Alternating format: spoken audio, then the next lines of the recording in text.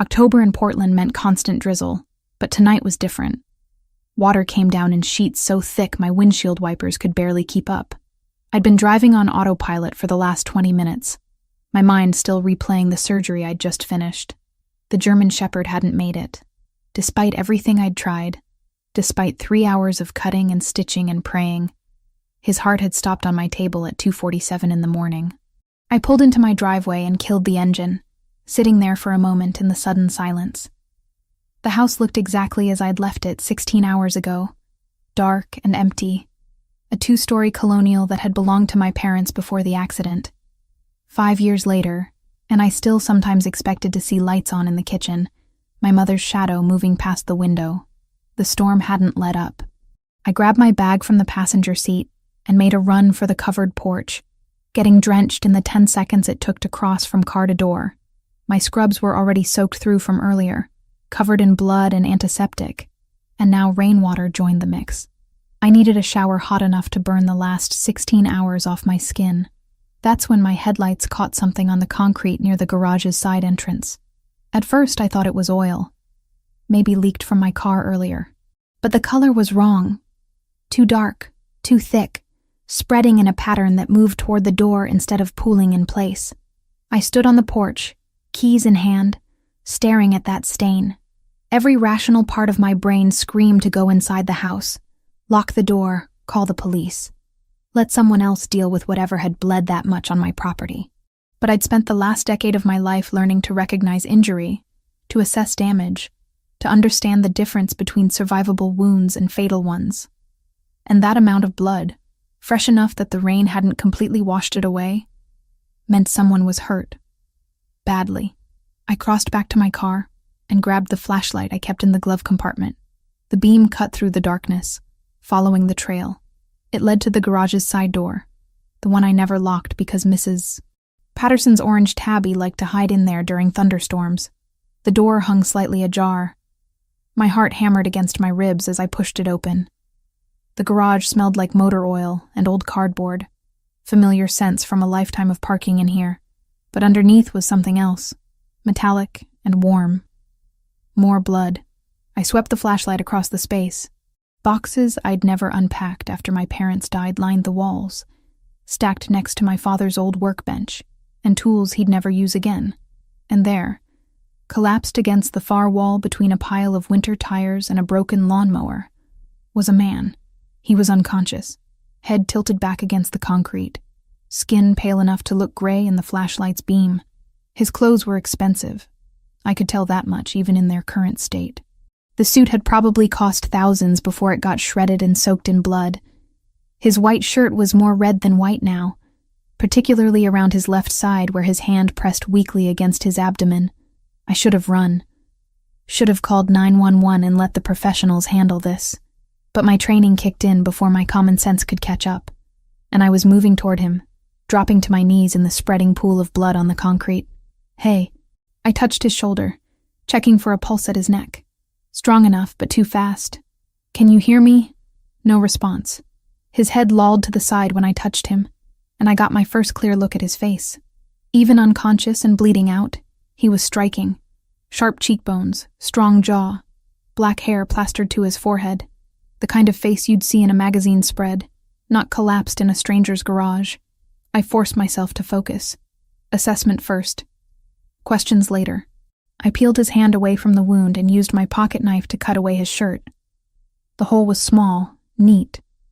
Entrance wound on the left side of his abdomen, maybe 3 inches above his hip bone. I rolled him slightly, checking for an exit wound. Nothing. The bullet was still in there. Okay, I said, though he couldn't hear me. You picked the right house to bleed out at. I'm good at this. I was. Just not usually with humans. The next part was a blur of action driven by muscle memory. I ran inside, grabbing the emergency medical kit I kept for wildlife rescues, the one that was definitely not legal for human use, but contained everything I needed. Sterile gloves, gauze, antibiotics meant for large animals, surgical tools that would get me arrested if anyone official found out. I also grabbed towels, bottled water, and the bottle of whiskey from the kitchen cabinet. Not for him. For me. Because my hands were shaking, and I needed them steady for what came next. Back in the garage, I set up my makeshift surgical field on the oil-stained concrete. The stranger hadn't moved, which was good. Easier to work on someone who wasn't thrashing around. I cut away the rest of his shirt, using water-soaked towels to clean the area around the wound as much as possible. The bullet had entered clean, but the internal damage was anybody's guess. I could see the edges of the wound tract, tissue torn and bleeding sluggishly. He'd already lost so much blood that his body was starting to shut down, preserving what was left for vital organs. If I didn't get that bullet out and stop the bleeding, he'd be dead within the hour. I'd done this procedure hundreds of times. On dogs hit by cars, cats shot by cruel neighbors, even a deer once that had stumbled into someone's backyard. The anatomy was similar. Not identical, but close enough.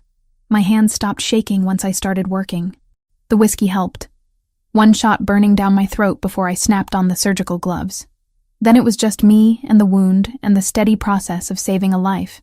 I irrigated the wound channel with sterile saline, watching the flow to gauge depth.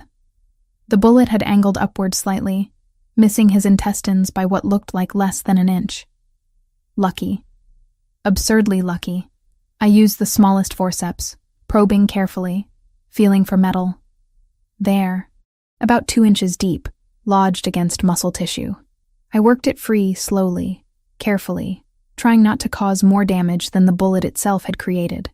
When it finally came loose, I dropped it into an empty coffee can with a metallic clink that seemed too loud in the silent garage. The bleeding increased once the bullet was out, but I'd expected that. Pressure first, then sutures. I packed the wound with gauze, pressing hard enough that the stranger groaned, the first sound he'd made since I'd found him. Good. Pain meant nerve function, meant he was still in there fighting. I worked fast after that, suturing layer by layer. Muscle first, then subcutaneous tissue, finally skin. My stitches were neat and precise, habits formed from years of veterinary surgery translating perfectly to this illegal operation on a complete stranger in my garage. By the time I finished, dawn was starting to break. Gray light filtered through the garage's single window, turning everything the color of old concrete. The stranger's color had improved marginally, his breathing steadier now that he wasn't actively bleeding to death. I'd started an IV line using equipment meant for dehydrated dogs, pumping fluids into him to replace what he'd lost. I sat back on my heels, surveying my work. The wound was closed, cleaned, dressed with proper bandages. I'd injected him with antibiotics strong enough to kill an infection in a 200-pound mastiff. His pulse was still too fast, but not dangerously so. If he made it through the next few hours without his organs shutting down, he'd probably survive. Probably. I needed to move him. Couldn't leave him bleeding on my garage floor where anyone could see through the window. The house was safer, more private. Using a technique I'd learned for moving injured horses, I maneuvered him onto a plastic tarp and dragged him across the garage, through the side door, into the mudroom that connected to my kitchen. He was heavy, pure muscle under that expensive suit, built like someone who spent serious time in a gym. By the time I got him onto the old couch in my living room, I was sweating despite the morning chill. I covered him with blankets, checked his pulse again, made sure the IV was still flowing properly. Then I just stood there, looking down at this stranger who'd chosen my garage to collapse in, and realized exactly what I'd done. I'd committed at least 3 felonies in the last 2 hours. Failure to report a gunshot wound, practicing medicine without a license, potentially harboring a criminal because people who got shot and crawled into random garages instead of going to hospitals were usually running from something. The gun. I'd forgotten about the gun.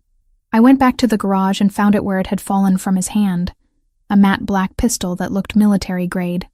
I picked it up carefully, using a towel, and brought it inside, hid it in the hall closet behind winter coats I never wore. Evidence I should have left alone, but couldn't quite bring myself to throw away. Back in the living room, I collapsed into the armchair across from the couch where my patient slept. The adrenaline was wearing off, leaving me hollow and shaky.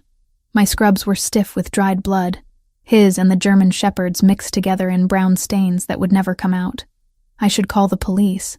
Should explain what happened, that I found him like this, that I only did what any doctor would do when confronted with a dying patient.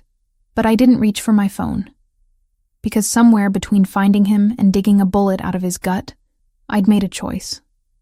Maybe it was the exhaustion talking, or the grief from losing the shepherd earlier, or 5 years of living alone in a house full of memories. Maybe I was just tired of following the rules that had gotten me exactly nowhere. I watched him breathe, chest rising and falling with steady rhythm now. Whoever he was, whatever he'd done to end up shot and bleeding in my garage, he was alive. I'd saved him. The sun came up properly, golden light spilling through the windows, highlighting the dark hair that fell across his forehead. Even unconscious and wounded, there was something about him that demanded attention. The straight nose, the angular jaw, the way his body seemed coiled with potential energy even in sleep. I wondered who would come looking for him, if they'd come looking, if anyone even knew he was here. My phone buzzed from my bag, probably the clinic wondering where I was. I had appointments starting in 3 hours. I should shower, change, pretend everything was normal, go to work, and treat sick cats and limping dogs, and not think about the unconscious stranger currently bleeding through my couch cushions. Instead, I pulled the blanket up higher over his shoulders and went to make coffee. Because apparently I was the kind of person who saved bleeding strangers now, who committed crimes before breakfast, who looked at a man she'd found dying and decided he deserved a chance. The coffee maker gurgled and hissed, filling the kitchen with familiar sounds. I stood at the window, watching neighbors start their morning routines. Mrs. Patterson retrieving her newspaper, Mr. Kim starting his car for his commute downtown. Normal people doing normal things. And here I was, with a gunshot victim on my couch and blood drying under my fingernails. I should have been terrified. Should have been planning my escape, my explanation, my defense, when this inevitably blew up in my face. But as I poured coffee into my father's old mug and looked at the stranger who'd invaded my garage, all I felt was a strange sense of calm, like I'd been sleepwalking through the last 5 years and had finally woken up. Whatever happened next, at least it would be something different, something real, something that mattered more than appointments and rent and the slow, grinding routine that had become my entire world. I carried my coffee back to the living room and settled into the armchair, keeping watch. His color continued to improve as morning stretched into afternoon. The IV bag emptied, and I replaced it with another. His vitals stayed stable. Hour by hour, his body fought its way back from the edge. And I sat there, 29 years old and suddenly a criminal, watching him breathe and wondering what name I'd given life back to. 36 hours passed in a strange suspension of reality. I'd called in sick to the clinic, something I never did, claiming a stomach bug that would keep me home for a few days. The lie tasted bitter, but necessary. I couldn't exactly tell Dr. Morrison that I was monitoring a gunshot victim's vitals in my living room. The stranger slept through the first day and most of the second. I changed his IV bags when they ran dry, checked his temperature every 4 hours, monitored the surgical site for signs of infection. His fever spiked once, reaching 101.3, and I'd sat beside him with cold compresses for 3 hours until it broke. Professional distance should have kept me detached, clinical.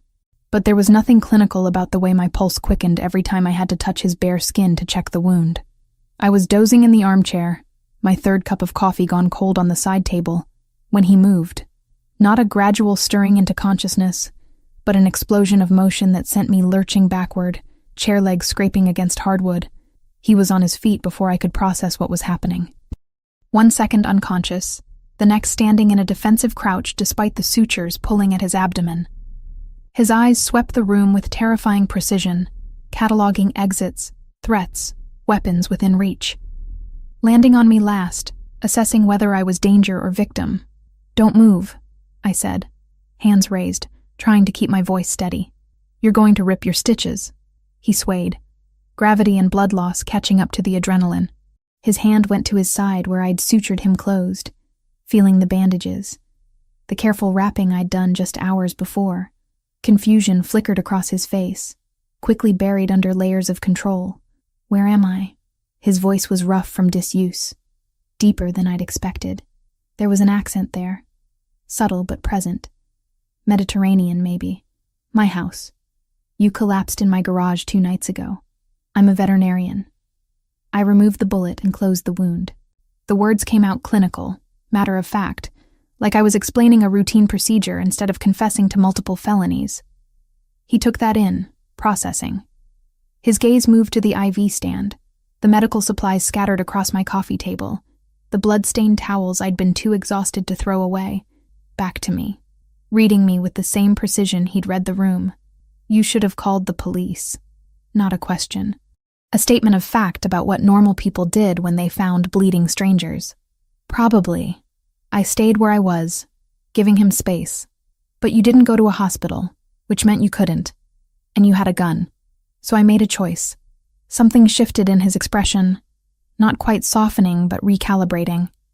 He moved back to the couch, lowering himself with careful control that couldn't quite hide the pain. Sweat had broken out across his forehead from the brief exertion. You need to lie down, I said, moving toward him. You lost a lot of blood.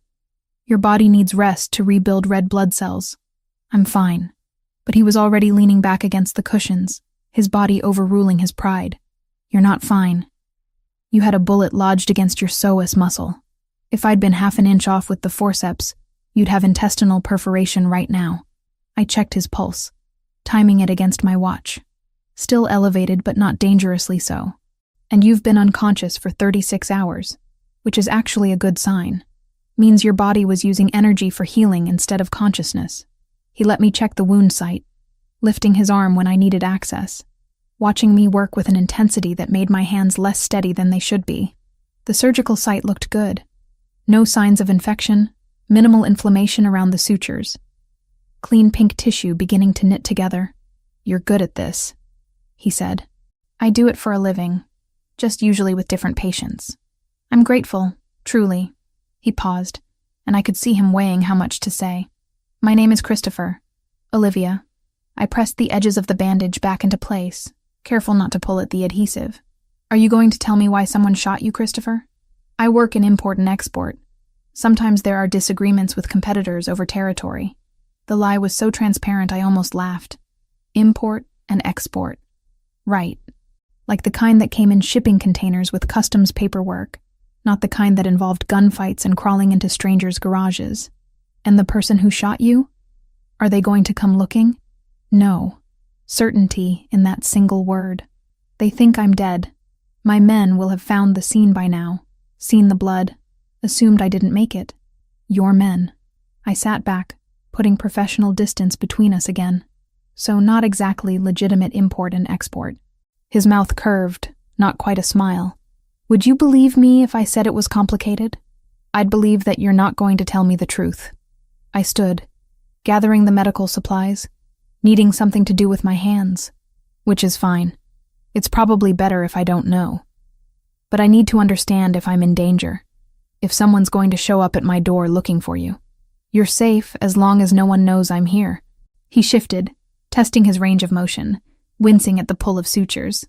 How long do I need to stay? The wound itself needs at least 2 weeks before the sutures come out. But you should be able to move around carefully in a few days. I paused at the kitchen doorway. I have antibiotics. Veterinary grade, but they work the same.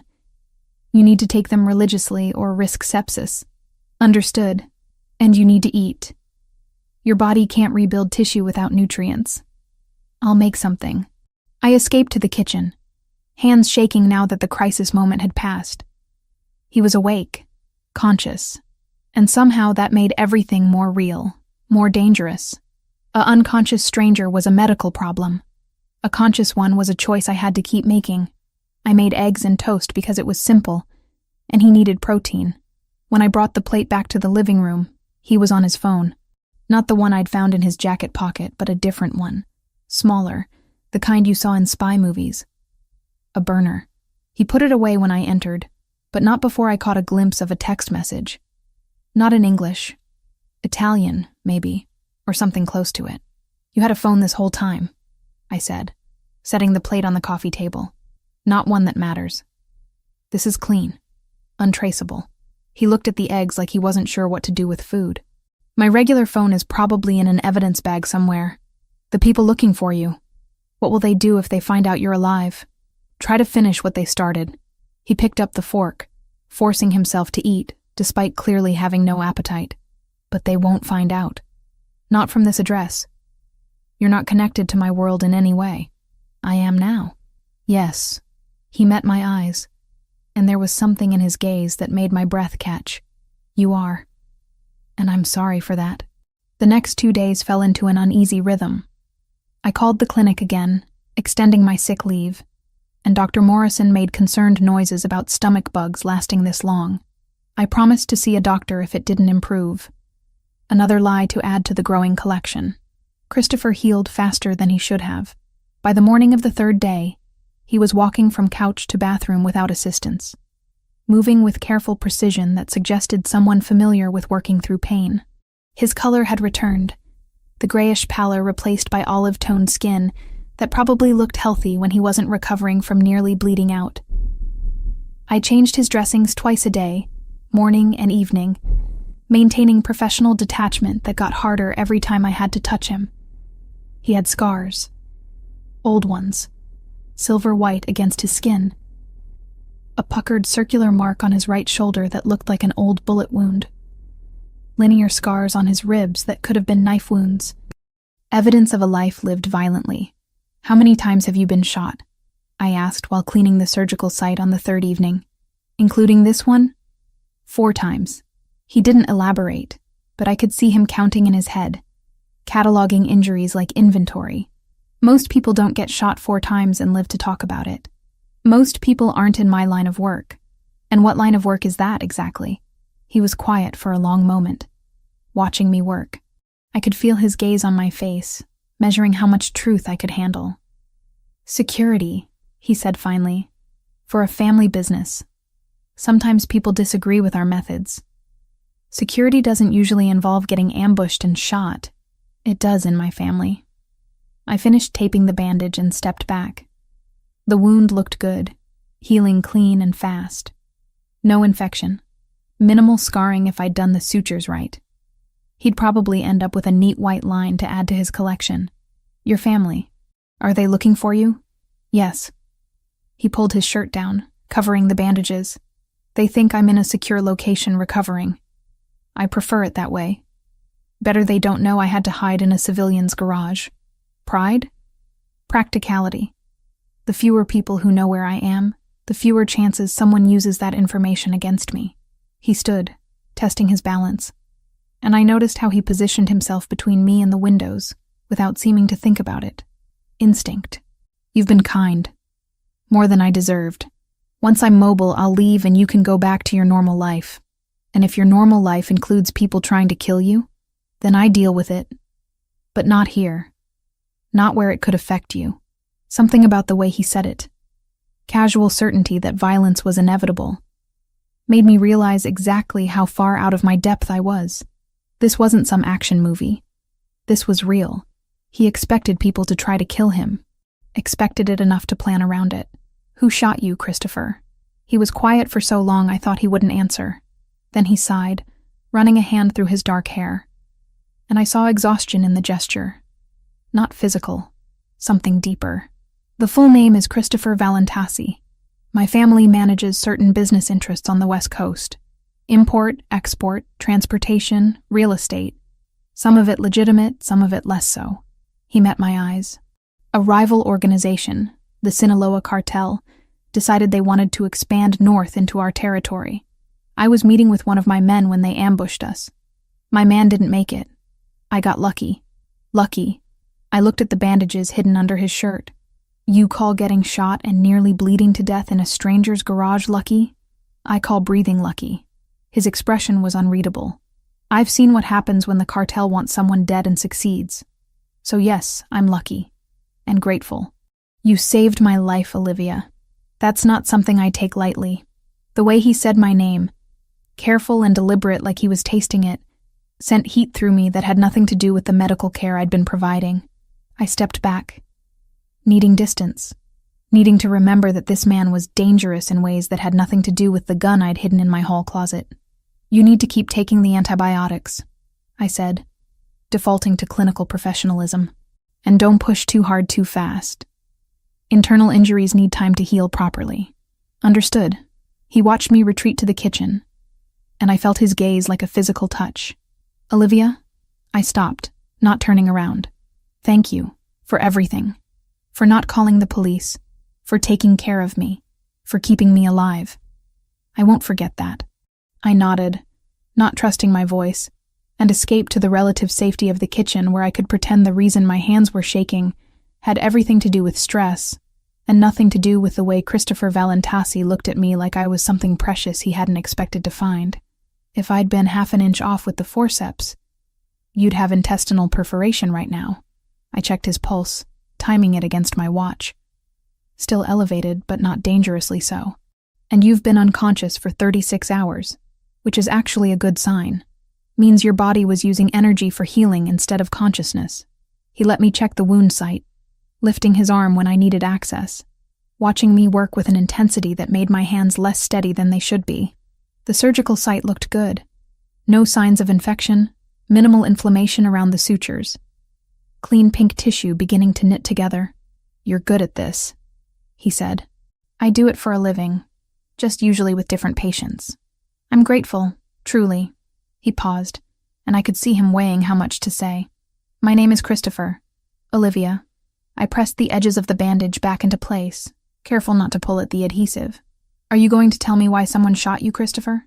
"I work in import and export. Sometimes there are disagreements with competitors over territory." The lie was so transparent I almost laughed. Import and export. Right. Like the kind that came in shipping containers with customs paperwork, not the kind that involved gunfights and crawling into strangers' garages. "And the person who shot you? Are they going to come looking?" No. Certainty in that single word. "They think I'm dead. My men will have found the scene by now, seen the blood, assumed I didn't make it." "Your men." I sat back, putting professional distance between us again. So not exactly legitimate import and export. His mouth curved, not quite a smile. "Would you believe me if I said it was complicated?" "I'd believe that you're not going to tell me the truth." I stood, gathering the medical supplies, needing something to do with my hands, which is fine. It's probably better if I don't know. But I need to understand if I'm in danger, if someone's going to show up at my door looking for you. "You're safe as long as no one knows I'm here." He shifted, testing his range of motion, wincing at the pull of sutures. "How long do I need to stay?" "The wound itself needs at least 2 weeks before the sutures come out, but you should be able to move around carefully in a few days." I paused at the kitchen doorway. "I have antibiotics. Veterinary grade, but they work the same. You need to take them religiously or risk sepsis." "Understood. And you need to eat. Your body can't rebuild tissue without nutrients." "I'll make something." I escaped to the kitchen, hands shaking now that the crisis moment had passed. He was awake, conscious, and somehow that made everything more real, more dangerous. A unconscious stranger was a medical problem. A conscious one was a choice I had to keep making. I made eggs and toast because it was simple, and he needed protein. When I brought the plate back to the living room, he was on his phone. Not the one I'd found in his jacket pocket, but a different one. Smaller, the kind you saw in spy movies. A burner. He put it away when I entered, but not before I caught a glimpse of a text message. Not in English. Italian, maybe, or something close to it. "You had a phone this whole time," I said, setting the plate on the coffee table. "Not one that matters. This is clean. Untraceable." He looked at the eggs like he wasn't sure what to do with food. "My regular phone is probably in an evidence bag somewhere. The people looking for you. What will they do if they find out you're alive? Try to finish what they started." He picked up the fork, forcing himself to eat, despite clearly having no appetite. "But they won't find out. Not from this address. You're not connected to my world in any way." "I am now." "Yes." He met my eyes, and there was something in his gaze that made my breath catch. "You are. And I'm sorry for that." The next 2 days fell into an uneasy rhythm. I called the clinic again, extending my sick leave, and Dr. Morrison made concerned noises about stomach bugs lasting this long. I promised to see a doctor if it didn't improve. Another lie to add to the growing collection. Christopher healed faster than he should have. By the morning of the 3rd day, he was walking from couch to bathroom without assistance. moving with careful precision that suggested someone familiar with working through pain. His color had returned, the grayish pallor replaced by olive-toned skin that probably looked healthy when he wasn't recovering from nearly bleeding out. I changed his dressings twice a day, morning and evening, maintaining professional detachment that got harder every time I had to touch him. He had scars. Old ones, silver-white against his skin. A puckered circular mark on his right shoulder that looked like an old bullet wound. Linear scars on his ribs that could have been knife wounds. Evidence of a life lived violently. "How many times have you been shot?" I asked while cleaning the surgical site on the third evening. "Including this one?" "4 times. He didn't elaborate, but I could see him counting in his head, cataloging injuries like inventory. Most people don't get shot 4 times and live to talk about it. Most people aren't in my line of work. And what line of work is that exactly?" He was quiet for a long moment, watching me work. I could feel his gaze on my face, measuring how much truth I could handle. "Security," he said finally, "for a family business. Sometimes people disagree with our methods. Security doesn't usually involve getting ambushed and shot. It does in my family." I finished taping the bandage and stepped back. The wound looked good, healing clean and fast. No infection. Minimal scarring if I'd done the sutures right. He'd probably end up with a neat white line to add to his collection. "Your family. Are they looking for you?" "Yes." He pulled his shirt down, covering the bandages. "They think I'm in a secure location recovering. I prefer it that way. Better they don't know I had to hide in a civilian's garage. Pride? Practicality. The fewer people who know where I am, the fewer chances someone uses that information against me." He stood, testing his balance, and I noticed how he positioned himself between me and the windows without seeming to think about it. Instinct. "You've been kind. More than I deserved. Once I'm mobile, I'll leave and you can go back to your normal life. And if your normal life includes people trying to kill you, then I deal with it. But not here. Not where it could affect you." Something about the way he said it, casual certainty that violence was inevitable, made me realize exactly how far out of my depth I was. This wasn't some action movie. This was real. He expected people to try to kill him. Expected it enough to plan around it. "Who shot you, Christopher?" He was quiet for so long I thought he wouldn't answer. Then he sighed, running a hand through his dark hair. And I saw exhaustion in the gesture. Not physical. Something deeper. "The full name is Christopher Valentasi. My family manages certain business interests on the West Coast. Import, export, transportation, real estate.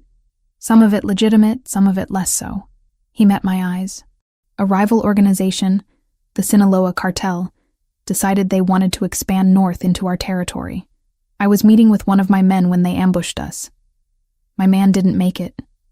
I got lucky. Lucky. I looked at the bandages hidden under his shirt. "You call getting shot and nearly bleeding to death in a stranger's garage lucky. I call breathing lucky." His expression was unreadable. I've seen what happens when the cartel wants someone dead and succeeds. So yes, I'm lucky. And grateful. "You saved my life, Olivia. That's not something I take lightly." The way he said my name, careful and deliberate like he was tasting it, sent heat through me that had nothing to do with the medical care I'd been providing. I stepped back, needing distance, needing to remember that this man was dangerous in ways that had nothing to do with the gun I'd hidden in my hall closet. "You need to keep taking the antibiotics," I said, defaulting to clinical professionalism. "And don't push too hard too fast. Internal injuries need time to heal properly." "Understood." He watched me retreat to the kitchen, and I felt his gaze like a physical touch.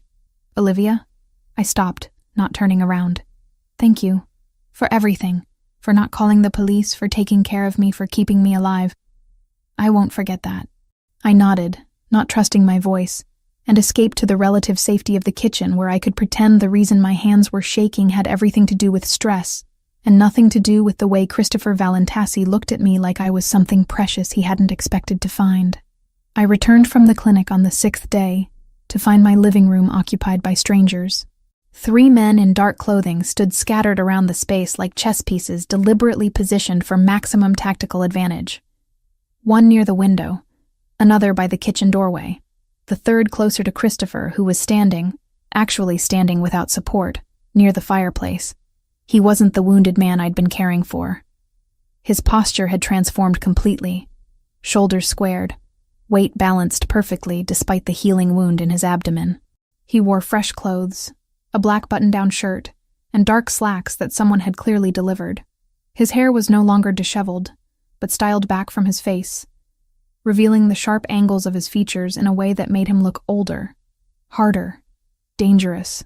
This was Christopher Valentasi, not my patient, the man who commanded rooms and people with equal ease. My keys slipped from suddenly nerveless fingers, clattering against the hardwood floor. Every head turned toward me.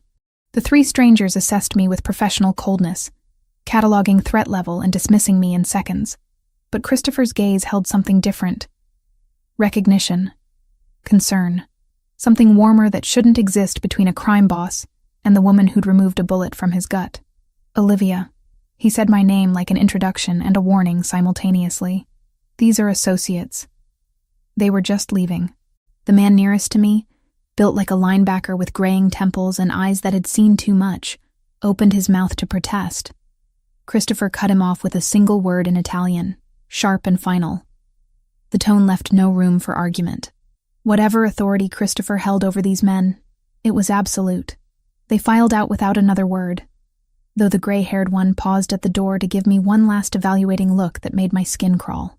Then I was alone with Christopher, the silence stretching between us like a chasm. "How long have they known where you are?" I asked, not moving from my spot near the door. "They tracked the signal from my phone about 4 hours ago." I kept it off for as long as I could, but I needed to make contact. He moved toward me, careful and measured, testing his range of motion. I told them I was recovering at a secure location. They wanted to extract me immediately. I convinced them to wait. "Why?" "Because the moment I leave, you become a loose end." He stopped a few feet away, close enough that I could see the tension in his jaw, the way his hands flexed at his sides. "My men know about you now, which means eventually, someone else will too." The floor felt unsteady beneath me. I bent to retrieve my keys, needing something to do with my hands. The cartel, among others. I have enemies, Olivia, more than I can count. And they're very good at finding leverage. He waited until I straightened to meet my eyes. "I'm sorry. I never wanted to drag you into this world. But I'm in it now. Not a question. A statement of fact that tasted bitter on my tongue. Yes." I walked past him into the kitchen, dropping my bag on the counter with more force than necessary. 6 days ago I'd had a normal life. Boring, maybe, but safe. Predictable. Mine. Now there were men in tactical gear cataloging my address, my routine, my existence. "What happens now?" I asked, staring at the coffee maker like it held answers. Christopher followed, keeping that careful distance between us. "You have options. The first is protection. I can assign security to you, discreet but constant. They'll follow you to work, monitor your house, make sure no one gets close enough to use you against me. Living under surveillance." I laughed, but there was no humor in it. "Sounds delightful. The alternative is relocation. Complete identity change. New city. New life. My organization can handle everything. You'd be compensated financially for the disruption, and you'd be safe. Safe and alone in a place where no one knows me. Doing work I haven't trained for. Pretending my entire life up until now didn't exist." I turned to face him. "That's not a choice, Christopher. That's witness protection for a crime I didn't commit. It's survival. It's running." I gripped the counter edge, knuckles white. "I've spent 5 years in this house trying to hold on to what's left of my family, what's left of the life my parents built. The clinic, the neighborhood, Mrs. Patterson and her cat that hides in my garage. This is all I have. And you're telling me I have to give it up because you got shot and crawled into my garage? I'm telling you that staying here makes you a target." His voice hardened. "The cartel doesn't play games, Olivia. They'll take you, hurt you, use you to get to me. And they won't hesitate. Then maybe you should leave. Go back to your world and let me have mine back. It's too late for that. They already know the connection exists. We stared at each other across my small kitchen, the space that had always felt cozy, suddenly claustrophobic. I wanted to scream, to throw something, to rewind time to the night I'd found him bleeding, and make different choices, smarter choices, selfish choices that left him to bleed out while I called 911 and went to bed. But I couldn't, because despite everything, despite the danger and the fear and the absolute insanity of the situation, I didn't regret saving him. "I'll take the first option," I said finally. "The security. I'm not abandoning my life." Something flickered across his face. Relief, maybe, or satisfaction. "Good. I'll make arrangements." The next 3 days proved how thoroughly my life had been invaded. Men I didn't know followed me to work in unmarked sedans, parking in the clinic's lot and watching the entrance like hawks. A sleek security system appeared in my house overnight. Cameras and sensors and technology I didn't understand, but Christopher assured me was necessary. Even Mrs. Patterson commented on the nice young men who'd been around the neighborhood lately. Christopher stayed, recovering with alarming speed. By the 8th day, he was moving without visible discomfort, the sutures healing clean under bandages that needed changing less frequently. He should have left. His organization clearly wanted him back, but he kept finding reasons to delay. "I need to monitor the wound for infection," he'd said the first time I asked. "The security system needs calibration," he'd said the second time. By the third time, he just looked at me and said nothing, and I didn't ask again. We fell into a rhythm that felt dangerous in its domesticity. He cooked dinner most nights, elaborate Italian dishes that he prepared with the same focused precision he probably applied to everything else. Pasta carbonara with pancetta that melted on my tongue. Osso buco that fell off the bone. Tiramisu that he claimed his grandmother had taught him to make. "Didn't expect a crime boss to know his way around a kitchen," I'd said, watching him dice garlic with professional efficiency. "My nonna believed every man should know how to feed himself and the people he cares about." He'd smiled then, a real smile that softened the harsh lines of his face. She also believed in settling disagreements with wooden spoons, which probably explains my career path. We watched movies late at night, old films from my father's DVD collection. Christopher had opinions on cinematography and plot structure that surprised me. He quoted Coppola and Scorsese like scripture, pointed out continuity errors in mob movies with the authority of someone who knew exactly how that world actually worked. For stretches of time, I could almost forget, almost pretend he was just a man recovering from surgery, not a criminal whose phone buzzed constantly with messages that made his expression go cold and distant. Almost believe we were two normal people sharing space and meals and increasingly charged glances across dimly lit rooms. But reality always intruded. A call at 3 a.m. that he took in Italian, voice hard and commanding. A visitor who Christopher met at the door, speaking in low tones about shipments and territories. The gun he'd started carrying again, tucked into a holster at his back, where I glimpsed it whenever his shirt rode up. The breaking point came on the 11th day. I was at the clinic when my phone rang, Christopher's number on the display. "Come home now," he said without preamble. "Don't stop anywhere. Drive straight here." My stomach dropped. "What happened?" "Just come home. The security will follow you."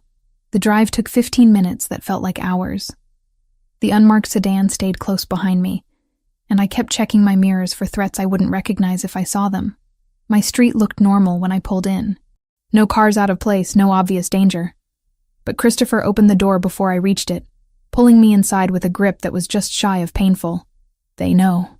He shut the door, engaged 3 separate locks. "The cartel. They have your name, your address, where you work. Everything." I couldn't breathe. How? Someone talked. Or someone saw something. It doesn't matter how. He moved to the window, checking the street through a gap in the curtains. "What matters is that you're not safe here anymore. You said the security can be bypassed. People can be bribed or killed. There's surveillance photos, Olivia. You arriving at work, leaving the clinic, shopping at the grocery store. They've been watching you for at least 3 days. The room tilted sideways. I sat down hard on the couch, the same couch where I'd performed surgery on him a week and a half ago. where he'd slept and healed and become part of my life in ways I hadn't meant to allow. "I'm moving you tonight," Christopher continued, already in tactical mode. "Pack what you need. You're coming to my property. 40 acres, controlled access, security that actually works." "No." He turned, surprise cracking through his composure. "This isn't negotiable." "Yes, it is." I stood, anger replacing fear, because anger was easier to handle. "You don't get to make unilateral decisions about my life. I'm trying to keep you alive. By putting me in a cage," my voice rose, months of stress and fear and exhaustion pouring out. "First it's discreet security, then it's surveillance. Now it's moving to your compound like some kind of prisoner. Where does it end, Christopher? When do I get to make my own choices? When the people trying to kill you are dead or in prison?" He crossed the room in 3 strides, getting in my space, using his size to intimidate. It worked. "You don't understand what these men are capable of, what they'll do to get to me. Then maybe you should leave." I shoved at his chest, my hands meeting solid muscle that didn't budge. "Get out of my house, out of my life, and let me go back to being nobody. It's too late for that." He caught my wrists, not hard enough to hurt, but firm enough to stop me. "The second I bled on your garage floor, it was too late. I should have let you die." I knew it wasn't true even as I said it, but I needed to hurt him the way I was hurting. Probably. His grip tightened fractionally. "But you didn't. You saved me. And now I'm trying to return the favor. I don't want your favors. I want my life back. I can't give you that." His voice dropped, something raw breaking through the controlled exterior. "I can't undo what happened. Can't make you invisible again. All I can do is keep you breathing. And I need you to let me do that." "Why?" The question tore out of me. "Why do you care? You don't even know me." "Because you saved my life when you should have called the police." His eyes were too dark, too intense, boring into mine like he could make me understand through sheer will. "Because you risked everything for a stranger. Because every time you change my bandages, you're gentle even when I know you want to strangle me. Because..." He stopped, jaw clenched, clearly fighting against whatever he'd been about to say. "Because what?" I demanded, my heart hammering against my ribs. "Because I care about you more than I should." The admission came out rough, reluctant. "More than is smart or safe or sensible. And the thought of the cartel getting their hands on you makes me want to burn down half the city." The silence that followed was deafening. We stood there, my wrists still caught in his hands, breathing hard like we'd been running. Everything I should say died in my throat. This was insane. He was a criminal. I'd known him less than 2 weeks. Nothing about this made sense. But when I looked at him, really looked, I saw past the danger to the man underneath. The one who cooked his grandmother's recipes and quoted classic films and said my name like it mattered. The one who'd thanked me for saving him with genuine gratitude. The one who was trying, however clumsily, to protect me from a threat I couldn't fight alone. "I care about you too," I whispered, "and I hate that I do." He released my wrists, one hand coming up to cup my face instead. His palm was warm, calloused, careful. "Olivia," I kissed him before he could finish. Before either of us could think better of it. Before logic and fear and common sense could talk me out of something I'd been wanting since the first time I'd seen him awake and whole. He responded immediately, his other hand sliding into my hair, angling my head for better access. The kiss was nothing gentle, nothing tentative. It was weeks of tension and fear and proximity combusting between us. His teeth caught my bottom lip and I gasped, letting him deepen the kiss, tasting coffee and frustration and something darker that I couldn't name. When we finally broke apart, both breathing hard, his forehead rested against mine. "This is a terrible idea," I said. "The worst." His thumb traced my cheekbone. "But I'm done pretending I don't want you. We're still fighting about the security situation. We are." He kissed me again, softer this time. "But we can fight about it tomorrow. Tomorrow. Like we had time for tomorrows. Like the cartel wasn't watching my house right now, planning how to use me against him. Like any of this could end in anything but disaster. But his arms were solid around me, and for the first time since finding him bleeding in my garage, I felt something other than afraid. I felt alive. Christopher's property sat 20 minutes outside the city limits, accessed by a private road that wound through dense forest before opening onto manicured grounds. The house itself was modern, all clean lines and floor-to-ceiling windows that somehow managed to look both beautiful and fortified. I'd packed 2 suitcases worth of clothes and essentials, leaving the rest of my life behind like it belonged to someone else. "The guest wing is this way," Christopher said, leading me through spaces that felt more like an art gallery than a home. Marble floors, minimalist furniture, abstract paintings that probably cost more than my yearly salary. "You'll have your own bathroom, closet space, privacy." Privacy. In a house where armed men patrolled the perimeter and cameras monitored every entrance. But I didn't argue. The alternative was staying in my house and waiting for the cartel to make their move. The bedroom he showed me was larger than my entire living room back home. A king-sized bed dominated the space, dressed in white linens that looked like they'd never been slept in. The attached bathroom had a soaking tub and a shower with more jets than I knew what to do with. "It's beautiful," I said, because it was. Also cold, impersonal. The kind of space designed for temporary occupants, not actual living. "I'll let you settle in." Christopher paused at the door, something uncertain crossing his face.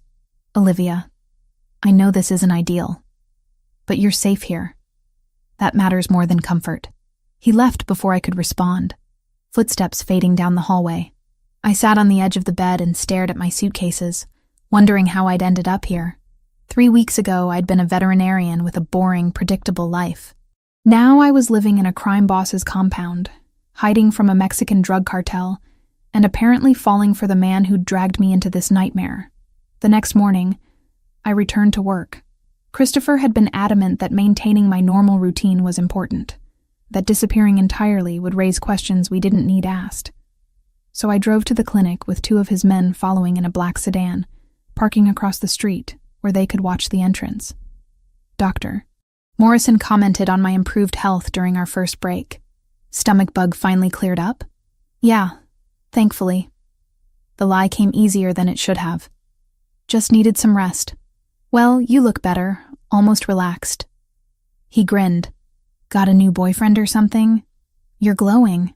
I laughed it off, but his words stuck with me through afternoon appointments. Was I glowing? And if so, what did that say about me that danger and Christopher Valentassi's proximity had the same effect as falling in love? The first real glimpse into Christopher's world came on my 5th night at the property. I was reading in the living room when rapid footsteps and raised voices erupted from somewhere deeper in the house. Christopher appeared in the doorway, his expression grim. "I need your help. Medical emergency." I followed him through corridors I hadn't explored yet, downstairs that led to what looked like a converted basement. A man sat on a metal examination table, his right arm wrapped in blood-soaked towels. He was young, maybe 25, with sweat pouring down his face and eyes glassy with pain. "Guard dog got him during a pickup," Christopher explained. "Tore through muscle. We can't take him to a hospital without questions." The man, who Christopher introduced as Ryan, nodded weakly. "Sorry, boss, I should have been faster." "Save the apologies. Olivia's going to fix you up." I approached carefully, unwrapping the makeshift bandage. The damage was extensive. Deep lacerations through the bicep, tissue torn and bleeding freely. I'd seen similar injuries in large breed attacks on other animals. This was bad, but manageable. "I need clean water, sterile towels, and my medical kit from upstairs," I said, slipping into professional mode. "Also whiskey. This is going to hurt." For the next 90 minutes, I cleaned and sutured Ryan's arm while Christopher watched from the corner. The work was familiar, grounding. Tissue was tissue, whether it belonged to a dog or a man. My hands moved with practiced precision, closing layers one at a time until the wound was sealed and properly dressed. "Take these twice a day," I told Ryan, handing him a bottle of antibiotics. "And keep the wound clean. If you see any signs of infection, redness, heat, swelling, you come find me immediately." "Thank you, Miss Olivia." He flexed his fingers experimentally. "You're good at this." After Ryan left with Franco, who'd appeared at some point to collect him, Christopher and I stood alone in the medical room. You didn't hesitate, he said. He needed help. That's what I do. Most people would have questions, concerns about treating criminals. I treat animals who bite and scratch and try to kill me all the time, I replied.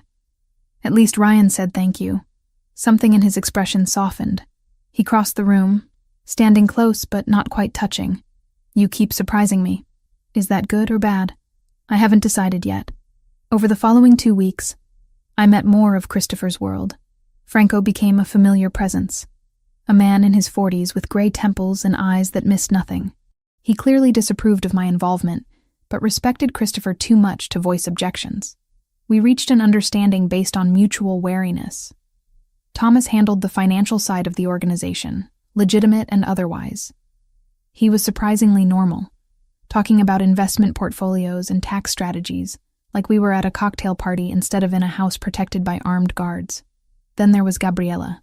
Christopher's sister arrived unannounced on a Saturday morning, breezing through the front door with the confidence of someone who belonged. She was 22, studying architecture at Portland State, with her brother's dark coloring and sharp features softened into something gentler. You must be Olivia, she said, looking me over with open curiosity. Chris never brings women here. I'm more of a security concern than a girlfriend, I replied. Right. Security. She grinned. That's why he checks his phone every 5 minutes when you're at work and gets that specific look on his face when your name comes up. Christopher, who'd appeared at the mention of his name, shot his sister a warning glare. Don't you have class? Not until Monday. I'm staying for dinner. She turned back to me. I want to hear everything. How you met, what you do, whether my brother has been a complete caveman about this whole protection thing. Dinner with Gabriella was surprisingly normal.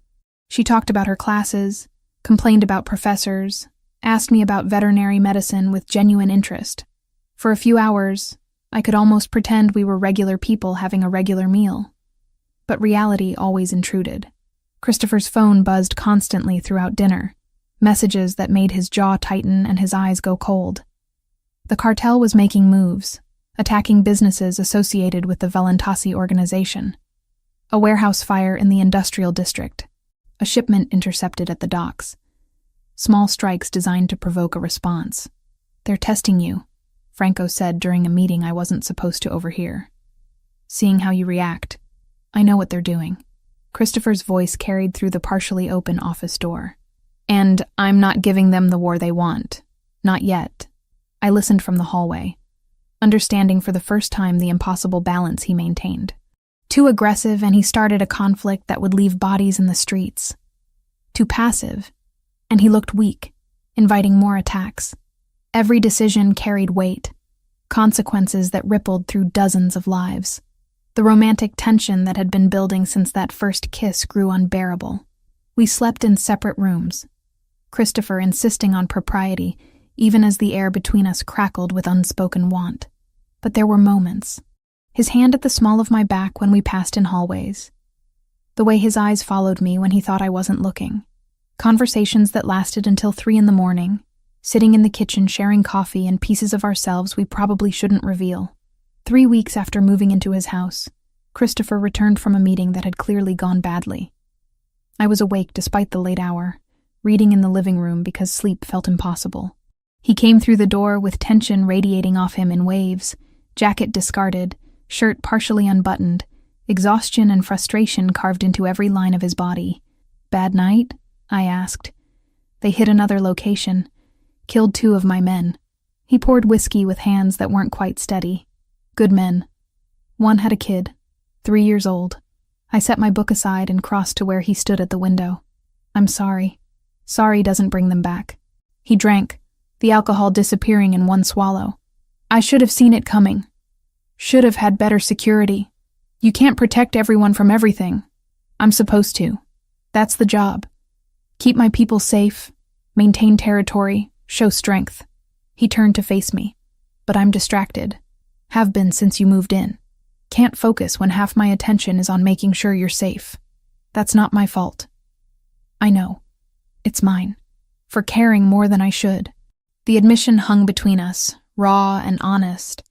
I reached up, cupping his face in my hands, feeling the tension in his jaw, the exhaustion around his eyes. Christopher.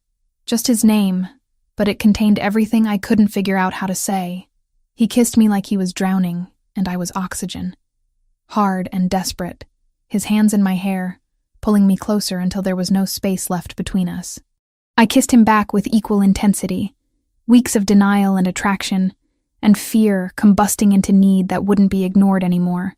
We didn't make it to a bedroom, ended up against the wall, then on the couch, urgent and graceless, and exactly what we both needed. His hands mapped my body with reverence mixed with possession, and I gave as good as I got, learning the scars and planes of muscle I'd treated medically, but never touched like this. Afterward, we lay tangled together on the couch, breathing hard, the world outside temporarily forgotten. "This complicates things," I said. His laugh was rough. "Everything about you complicates things. Regret it? Not even a little." He pulled me closer. "But we should probably talk about what this means. Tomorrow. Right now I just want this." He kissed my forehead, a gesture so tender it made my chest ache. Tomorrow, then. We fell asleep there, wrapped around each other, and for the first time since finding him bleeding in my garage, I felt like maybe we'd figure this out somehow. The clinic had always been my sanctuary. 10 years of working there, first as a student intern, then as Dr. Morrison's associate, finally as a full partner when he'd offered me equity last year. The scent of antiseptic and the sound of barking dogs meant home more than my actual house ever had.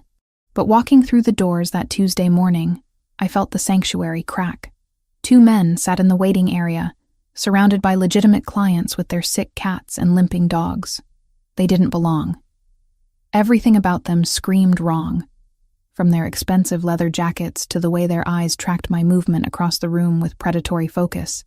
Dr. Turner, the receptionist, Jamie, looked nervous. "These gentlemen say they have an emergency. An injured animal in their car." I forced my expression neutral, professional. "What kind of animal?" The older man stood, his accent thick when he spoke. "Dog, German Shepherd, hit by car maybe an hour ago. He's bleeding bad." Every instinct screamed trap, but there were witnesses. Mrs. Patterson sat in the corner with her orange tabby. The Hendersons waited with their Labrador. I couldn't cause a scene, couldn't let panic show on my face. "Bring him to exam room 3, I said. "I'll meet you there." I walked through the back hallway, pulled out my phone with shaking hands, and typed a single word to Christopher. Problem. Exam room 3 felt smaller with 2 strange men occupying the space.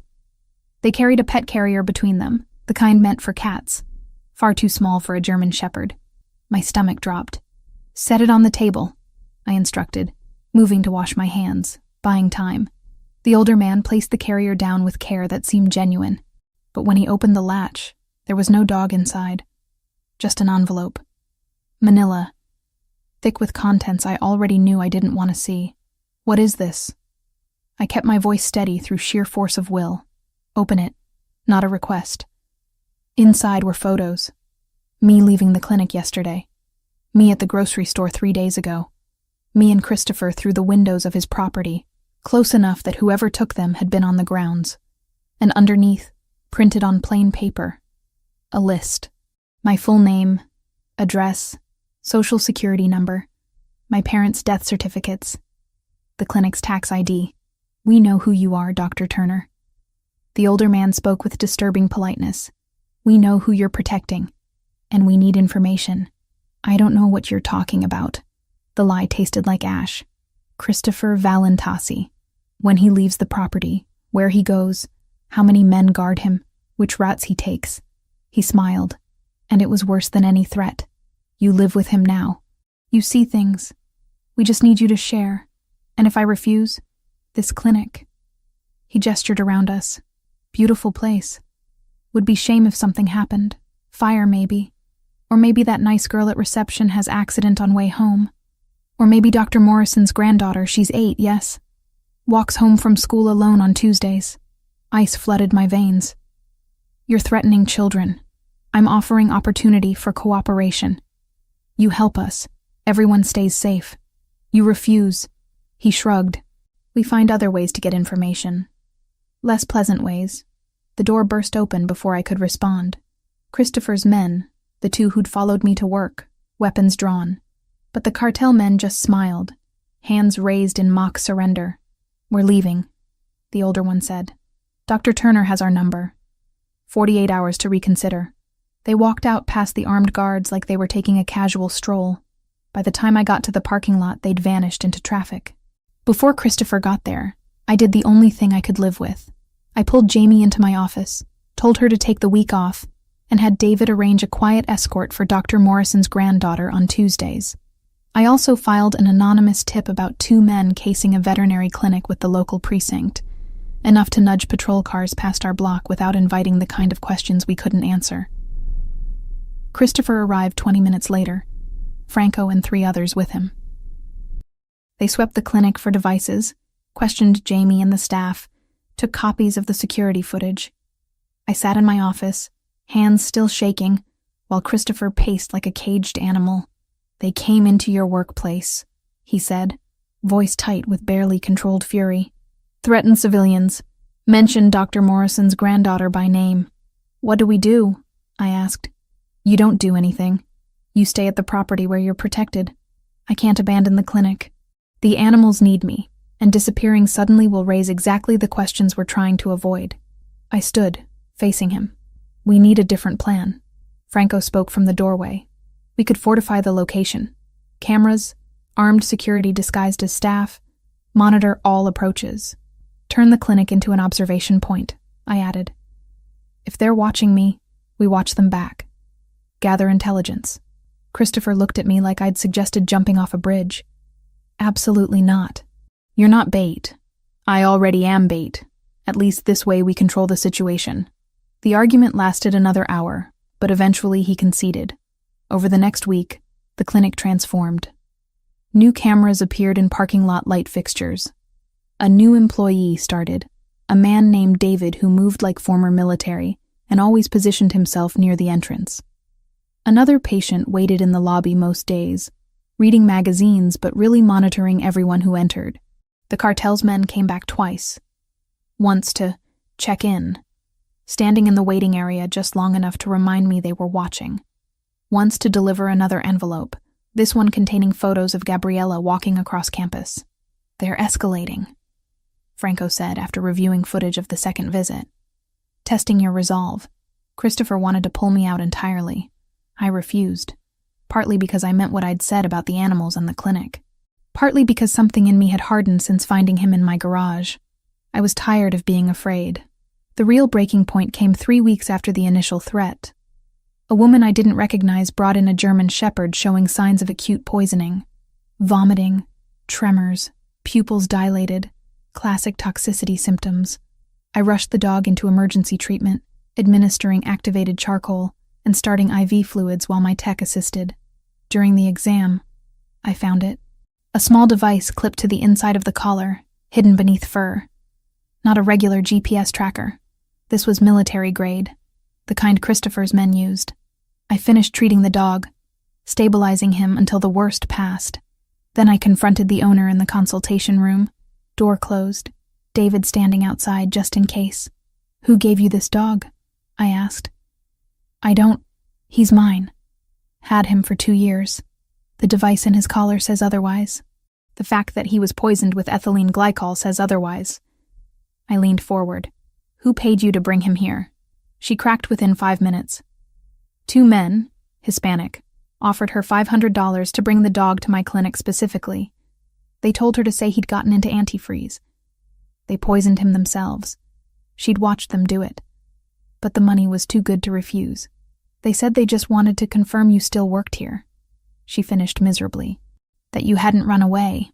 I saved the dog. Kept him overnight for monitoring, called animal control about the woman, and went home to Christopher's property with a fury burning in my chest that wouldn't be extinguished. They poisoned an animal, I said, pacing the living room while Christopher and Franco listened. An innocent dog deliberately poisoned him just to verify my location. What kind of people do that? Desperate ones, Christopher said quietly. Or ones trying to provoke a response. Well, they got one. I'm done being scared. I want to help plan whatever you're doing next. I want these people stopped." Franco and Christopher exchanged looks. Then Christopher crossed to where I stood, taking my hands in his. "If you're truly in," he said, "there's no backing out. This becomes your fight too. You understand that? It became my fight the second I pulled a bullet out of you." I squeezed his hands. "I'm in. Whatever it takes." Planning a coordinated assault on 3 cartel locations took weeks. Christopher disappeared into his office for hours at a time. Franco and Thomas cycling through with maps and documents and burner phones that got destroyed after single uses. I caught glimpses of the operation through half-closed doors and overheard conversations. Warehouse coordinates, guard rotations, police response times in the industrial district, because even Christopher's organization had limits to how much law enforcement attention they could manage. He kept most details from me deliberately. Plausible deniability, he'd said when I asked why I wasn't included in strategy meetings. "If something goes wrong, you can honestly say you didn't know. I saved your life, and I'm sleeping in your bed. I think that ship sailed. Humor me."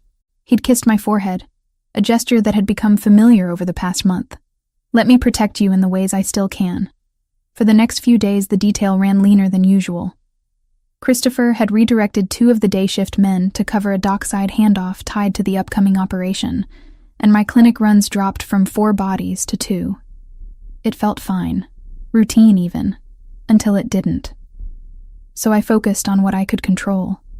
The clinic ran smoothly under increased security. I treated animals, filed paperwork, pretended the armed guards in the parking lot were normal. David had become a fixture, his cover as a maintenance worker so convincing that even Dr. Morrison believed it. 5 days before Christopher's planned operation, everything fell apart. I left the clinic at 6:30, later than usual because of an emergency splenectomy on a Labrador. The sun hung low on the horizon, that golden hour light that made Portland look almost beautiful. My security detail waited in their usual spot. 2 men in a dark sedan parked with clear sightlines to the clinic entrance. I was halfway across the parking lot when the van appeared. It came from the side street adjacent to the clinic, moving fast but not recklessly. Professional, calculated, the kind of approach that didn't draw attention until it was too late. The security sedan's tires exploded simultaneously, both front wheels shredded by spike strips that materialized from nowhere. The men inside scrambled out, reaching for weapons, but they were already too slow. 3 figures in black tactical gear hit them with what looked like tasers, dropping both guards in seconds. Not killed, just neutralized. I ran, dropped my bag, and bolted back toward the clinic, but arms caught me from behind, lifting me off my feet. A cloth pressed over my mouth and nose, chemical smell burning my throat. I tried to fight, tried to remember the self-defense moves Christopher had taught me, but my muscles wouldn't cooperate. The world tilted sideways, colors bleeding together. Then nothing. I woke to the mother of all headaches, pounding behind my eyes like someone was using my skull for percussion practice. My hands were zip-tied behind my back, plastic cutting into my wrists. Concrete floor beneath me, cold and gritty.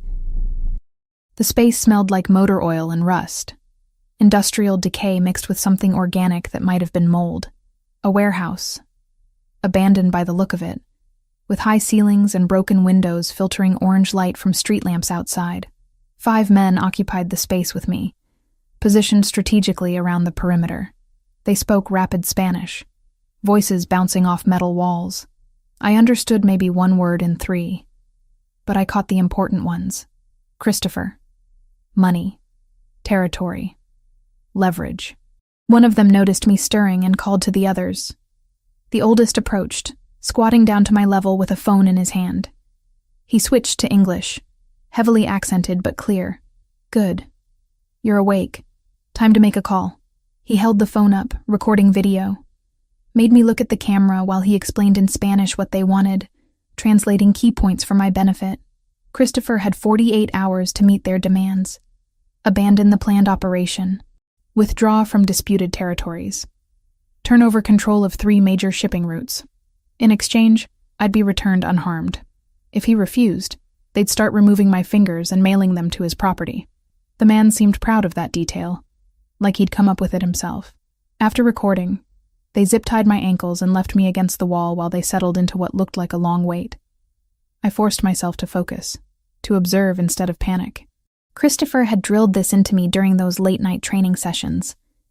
If something happens, stay calm. Notice everything. Information is survival. 5 guards total. They rotated in pairs, 2 sleeping while 3 stayed alert. 12-hour shifts based on when fresh men arrived with food and coffee. The warehouse had 3 exits I could see: main rolling door, side entrance, and what looked like a loading dock. Security cameras in 2 corners, but one had a dark screen. Dead or deliberately disabled, I couldn't tell. The guards kept checking their phones, monitoring something. They seemed nervous, constantly looking toward the windows like they expected company. Good. They should be nervous. Christopher wouldn't negotiate. He'd come for me, and he'd bring hell with him. Hours crawled past. They gave me water, but no food. Probably worried I'd vomit with the head injury I clearly had. One guard, younger than the others, almost seemed sympathetic. He loosened my wrist ties slightly when the others weren't looking. Gave me a folded jacket to sit on instead of bare concrete. Sorry, he muttered in English. Business, nothing personal. I didn't respond. Saved my energy for staying alert, for memorizing every detail I could about this place and these men. Somewhere across the city, Christopher would be receiving that video. I knew him well enough by now to predict his response. No panic, no negotiation. Just cold, calculated fury channeled into action. He'd accelerate the operation timeline, throw every resource he had into finding me before the deadline expired. The thought should have been comforting. Instead, it terrified me. Because I'd seen the maps in his office, heard Franco talk about acceptable casualties and collateral damage. Christopher would burn half the city to get me back, and people would die in the process. Good people. His people. Maybe even him. Night fell. The guards changed shifts. New men arrived, fresher, more alert. They brought food and beer, celebrating something in rapid Spanish I couldn't follow. One checked his phone and laughed, showing the screen to his companions.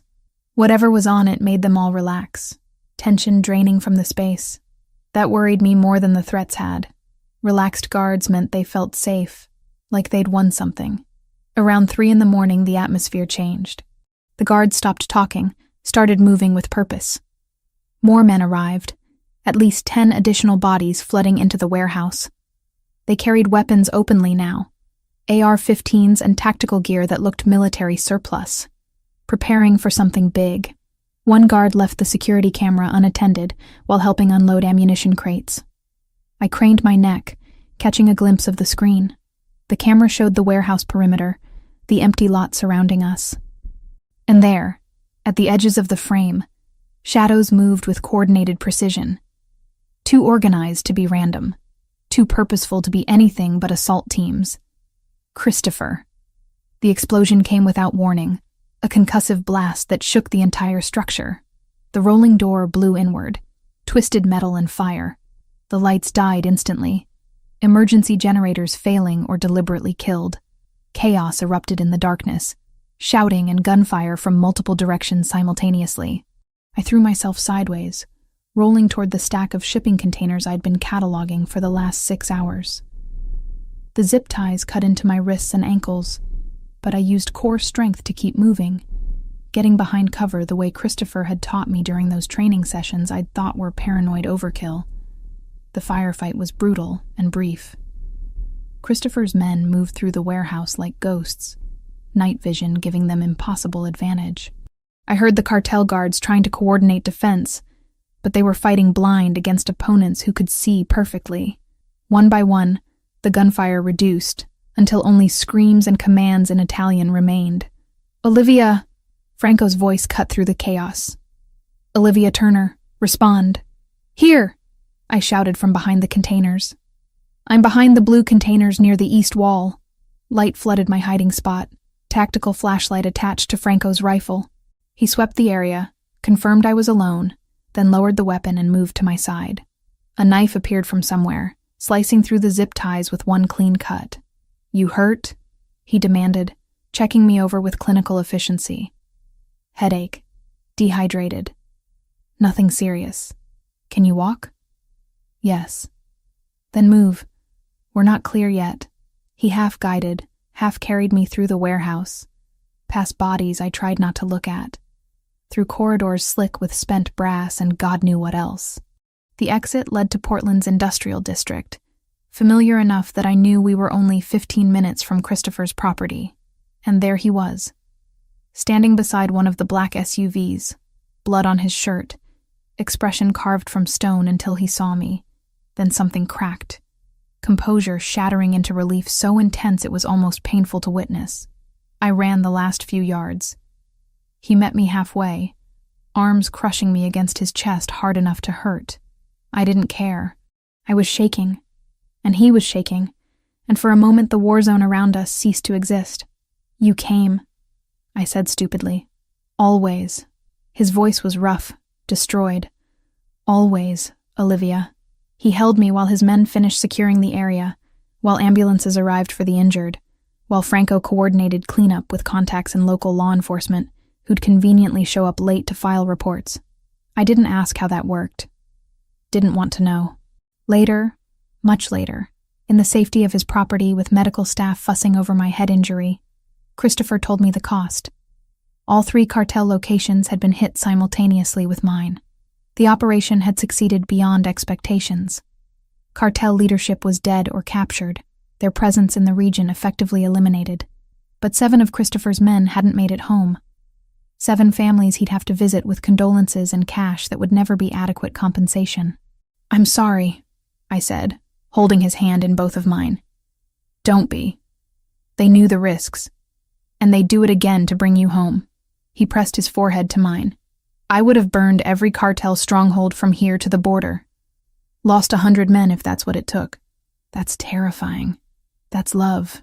The aftermath of the rescue stretched into weeks that felt suspended between relief and reckoning. The Cartel de Sinaloa's presence on the West Coast had been effectively dismantled. 3 major locations destroyed. Leadership either dead or captured. Their remaining operatives scattered and leaderless. Christopher's organization had won decisively, but victory came at a price measured in coffins and grieving families. I attended all 7 funerals.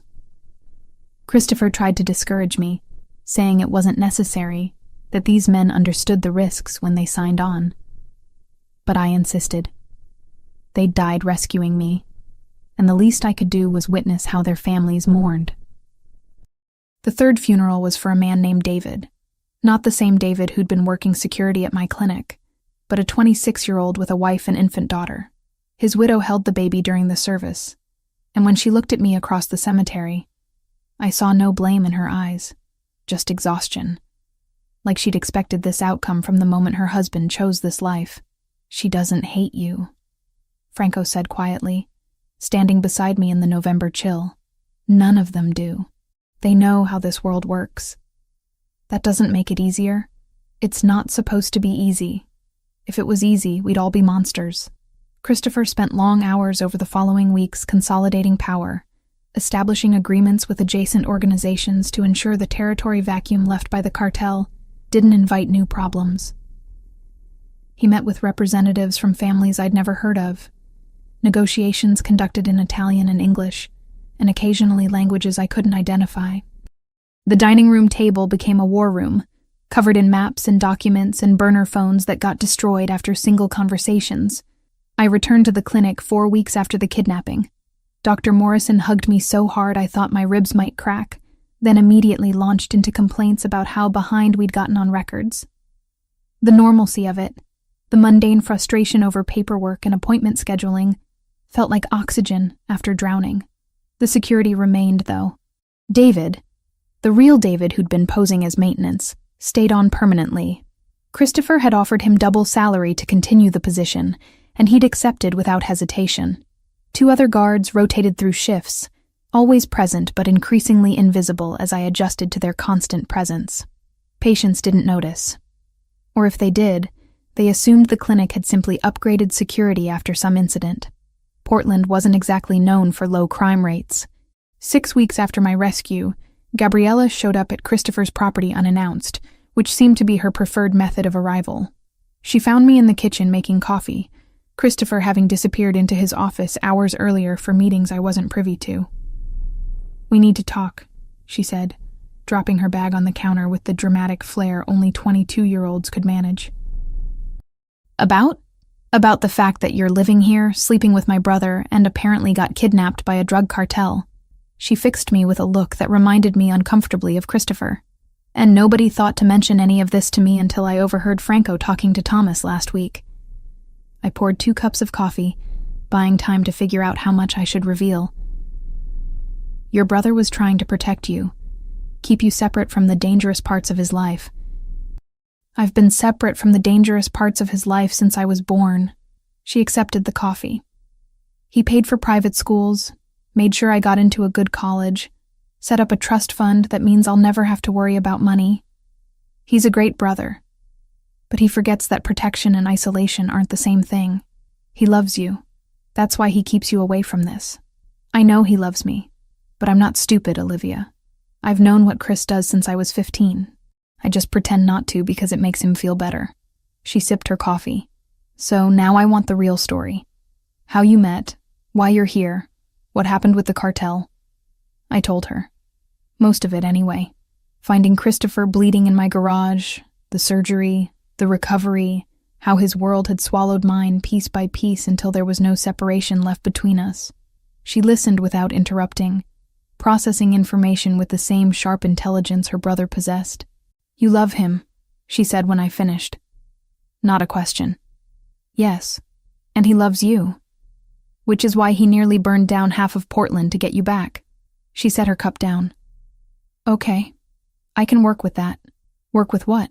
The fact that you're apparently permanent. Which means I need to stop treating you like one of Chris's random associates and start treating you like family. She grinned. Fair warning, I'm a terrible influence. Ask Chris about the time I got him arrested when I was 16. You got him arrested? Long story involving fake IDs and a very understanding judge who owed our father a favor. She stood, gathering her bag. But the point is, you're stuck with me now. Weekly dinners, occasional shopping trips, the whole sister-in-law experience. We're not married. Yet. Give it 6 months. She kissed my cheek. Welcome to the family, Olivia. Christopher emerged from his office an hour after Gabriella left, looking exhausted in a way that had nothing to do with physical tiredness. I was reading on the couch, same spot where I'd performed surgery on him months ago, back when he was just a stranger who'd bled on my garage floor. Bad meeting? I asked. Necessary meeting. He sat beside me, pulling me against his side with casual possessiveness that had become natural over the past weeks. Finalizing agreements with the other families, making sure everyone understands the new territory boundaries. Is it done? The war with the cartel? As done as these things get. There's cleanup still, stragglers who need to be dealt with, but the organization itself is finished here. He was quiet for a moment. I'm pulling back. I sat up to look at him properly. What does that mean? It means I'm delegating more to Franco and Thomas. Means I'm stepping away from the day-to-day operations, focusing on the legitimate businesses instead. He met my eyes.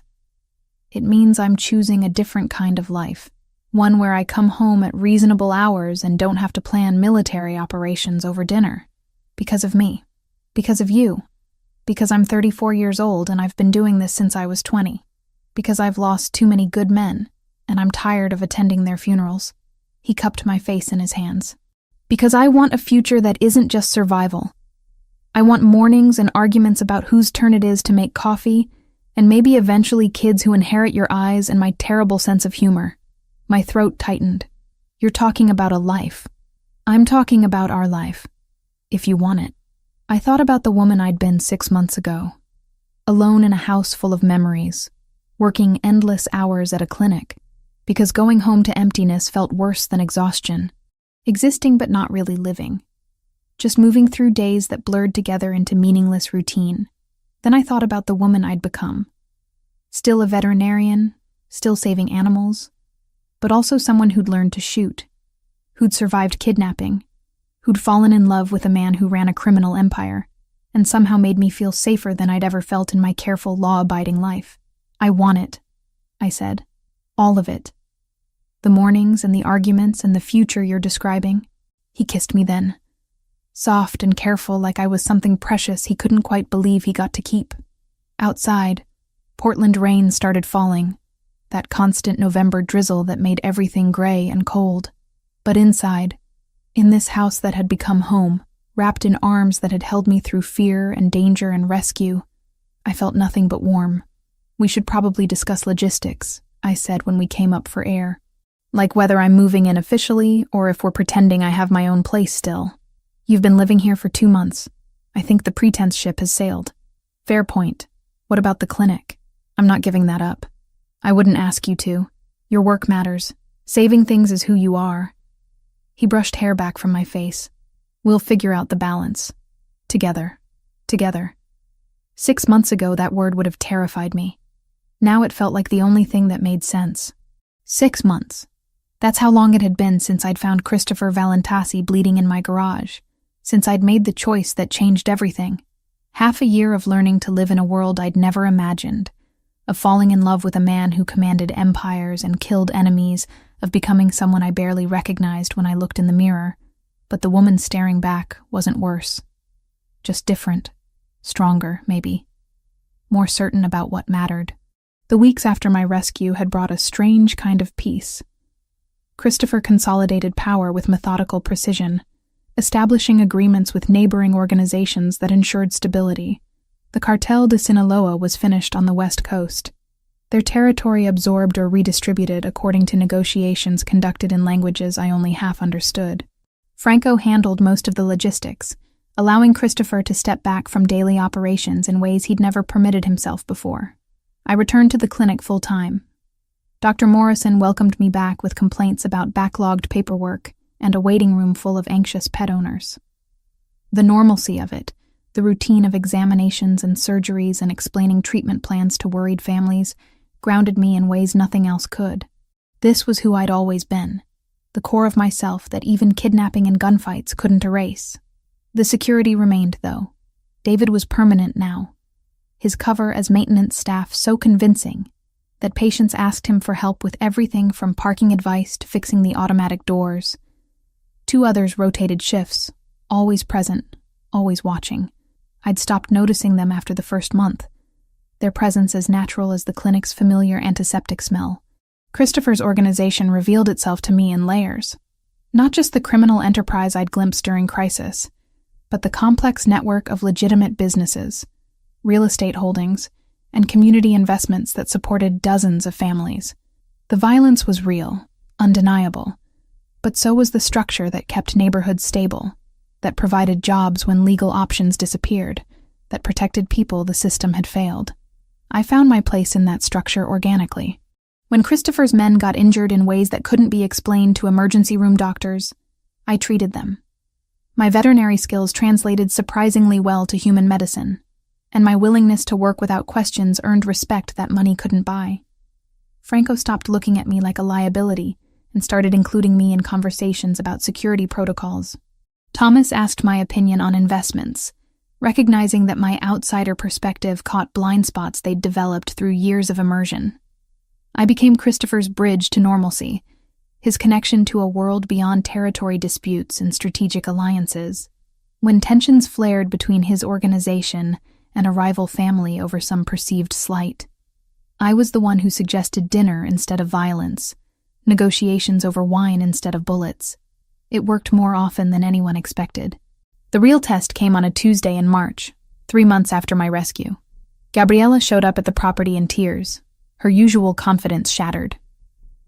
A graduate student in her architecture program had been stalking her for weeks, following her across campus, showing up at her apartment building, sending messages that escalated from uncomfortable to threatening.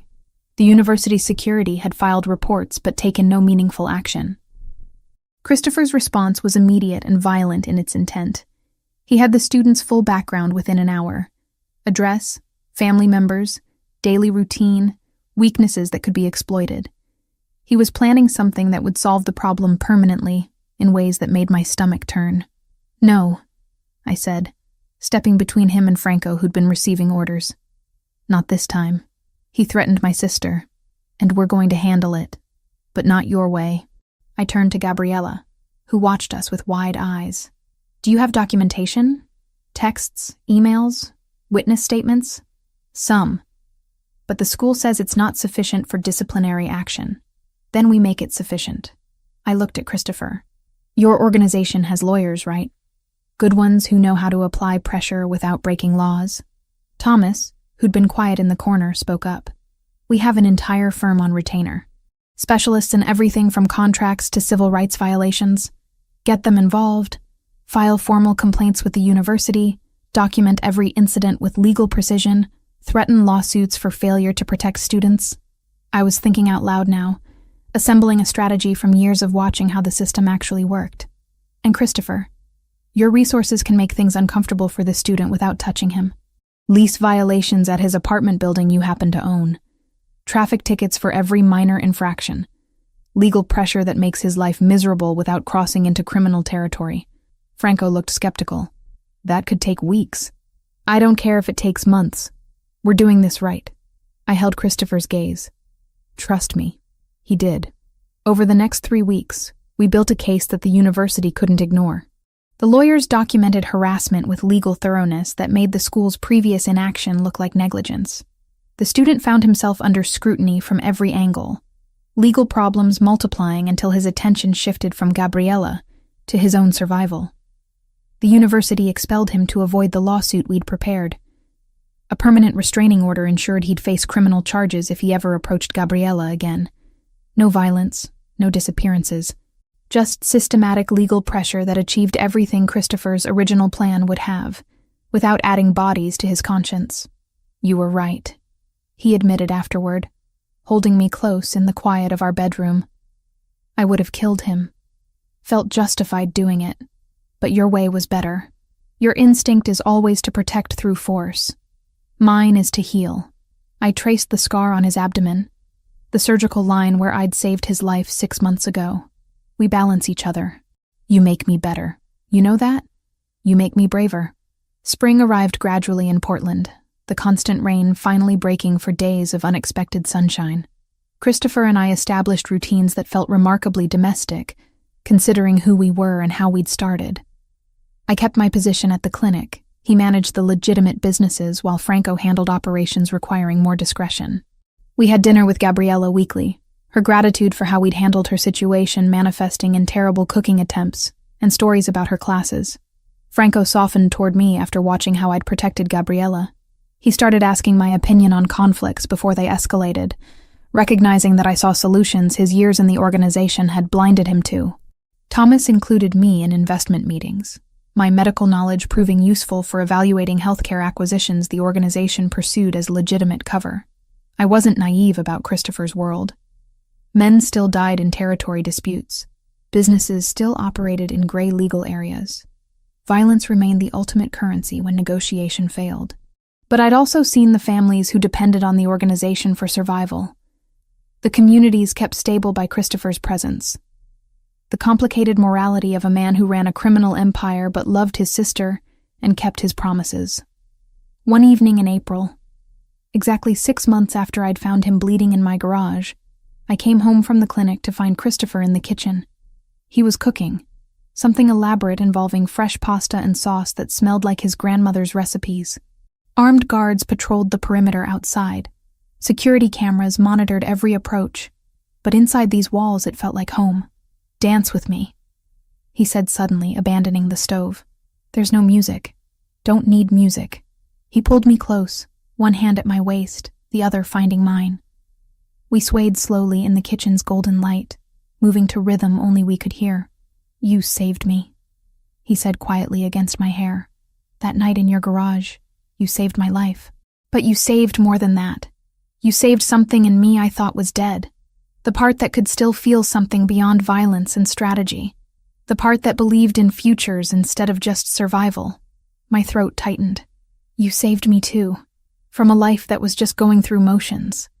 From being alone in a house full of memories with nothing to look forward to. But more of the same. We saved each other then. Yeah, we did. Outside, storm clouds gathered on the horizon.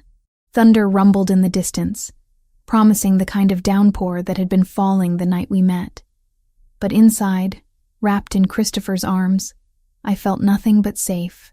We'd survived violence and kidnapping and impossible choices. We'd built something real from chaos. Something that looked like love and felt like home. He kissed me as the first drops of rain hit the windows, soft and certain, like he had all the time in the world to prove what I already knew. We were permanent. Whatever came next, we'd face it together, balancing his strength with my compassion, his world with my healing, his darkness with my light. 6 months ago, I'd been a veterinarian who saved a bleeding stranger. Now I was Olivia Turner, Christopher Valentasi's partner in every way that mattered, living a life I'd never imagined and wouldn't trade for anything. The pasta probably burned. We didn't notice until much later.